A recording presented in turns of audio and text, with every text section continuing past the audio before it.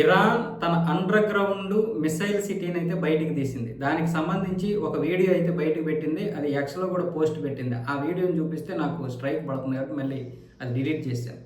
అయితే ఆ వీడియోలో ఆత్మాహుతి డ్రోన్లతో పాటు నేవల్ డ్రోన్లు, అలాగే యాంటీ షిప్ మిసైళ్ళు, సముద్రపు మైన్స్ ఇందులోనైతే చాలా భారీగా ఉన్నట్లు తెలుస్తుంది. వీటిని హార్మోజ్ జలసంధిలో మోహరిస్తాము. ఏదైనా తేడా జరిగితే అక్కడ ఉన్నటువంటి నౌకలన్నింటినీ కూడా కాల్చేస్తాము, పేల్చేస్తాము అన్న విధంగా భయపెడుతుంది.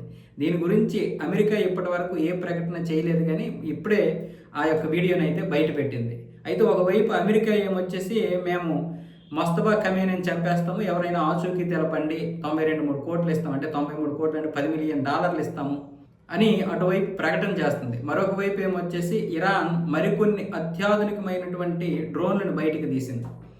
అవే కర్రాబ్ డ్రోన్స్. ఇప్పుడు ఈ డ్రోన్స్తో కూడా దాడి చేయబోతుంది. అంటే ఇక ఇరాన్ తన యొక్క యుద్ధ వ్యూహాన్ని అయితే మార్చబోతుంది.